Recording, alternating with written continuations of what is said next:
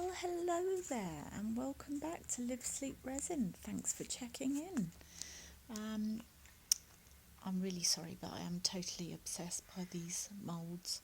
I'm probably going to have to, I actually filmed this sort of mid-January, but I might need to hold off because I've already done one in these moulds with the pastel ones, video 10. So if you've not seen them, check them out. But yeah, I don't want to overwhelm you with lots of videos with these moulds. But anyway, so I'm just showing you what I've used. So I used a purple mica, I used some acrylic ink in some isopropyl alcohol, and then mix that in with the resin. But you've got to go easy on how much alcohol you add. And then I mixed up a mica powder as well, the purple, which I'm showing you. And then I also, which I showed you earlier on, mixed up some rose gold, the Mehron, M-E-H-R-O-N. I'm not quite sure how you pronounce it. If it was in French, then it's Mehron. But anyway, so I don't really have any idea. I actually just going with the flow and trying to make them, not exactly the same, but roughly the same, if you see what I mean. And just really pouring as I see fit.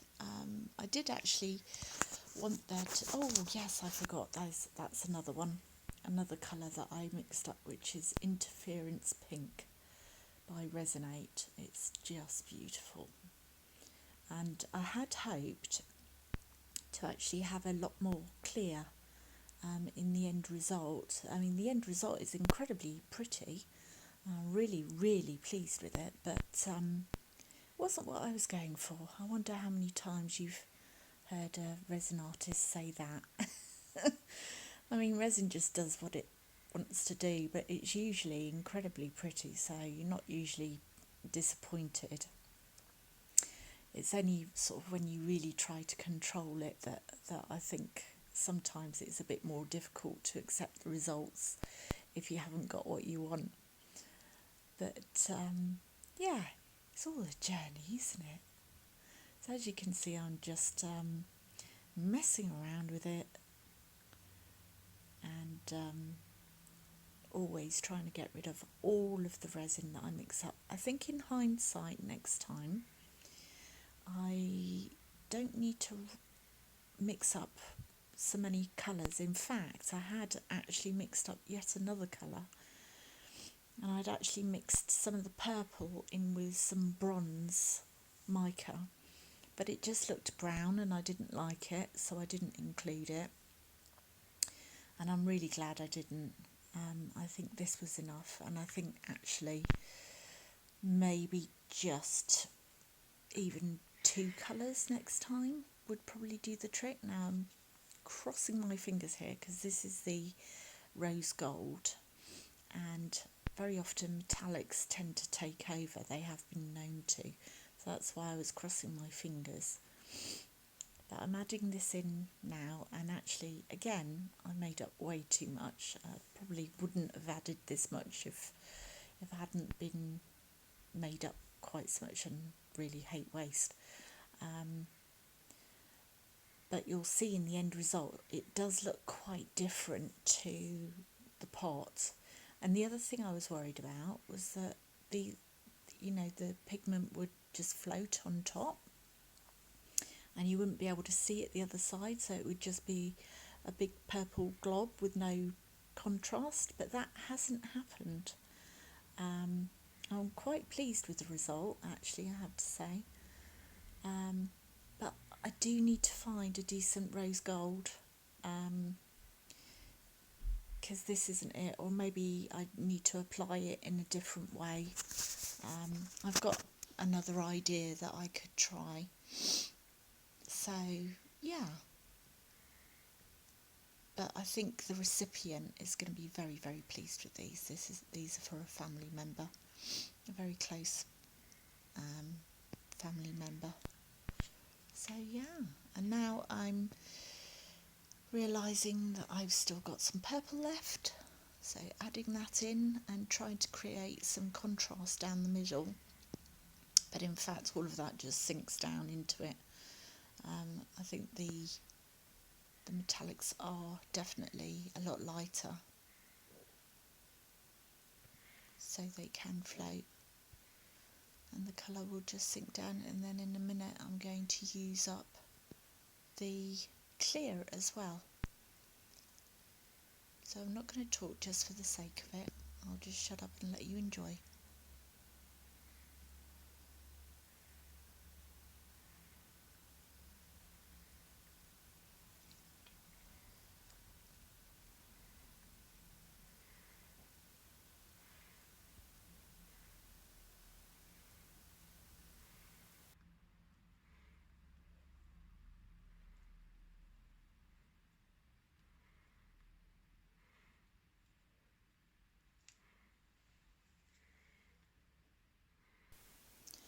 Okay, so I can't just leave it alone.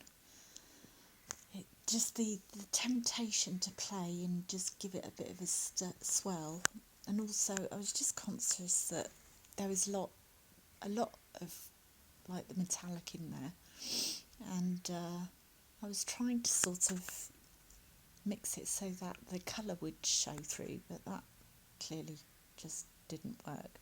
So less is more, I think, next time. But I'm still so pleased, really pleased.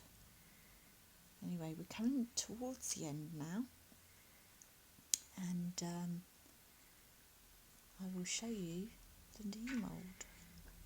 Fingers crossed, as always. Thanks for watching.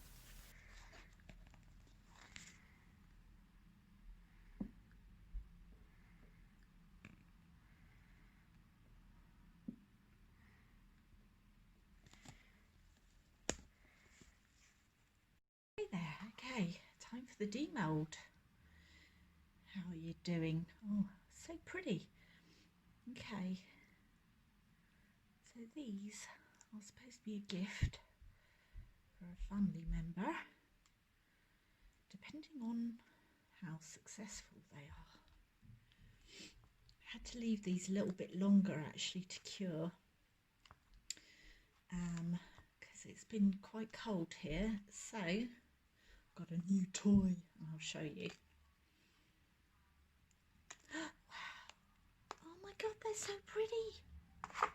God, that's worked really well. Okay, so this is the rose gold, this stuff actually looks quite brown, not really rose gold, does it? So maybe I need to add a bit of gold into it or something next time. I don't know, maybe I just need to make my own, because I'm not overly happy with the rose golds I've been having. It's just a really difficult colour. So if anybody has any recommendations for some rose gold, then that would be great.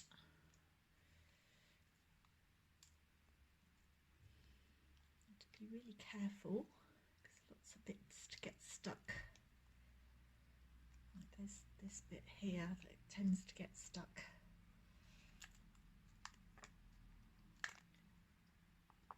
Oh god, they're so pretty. I think she's going to really like these.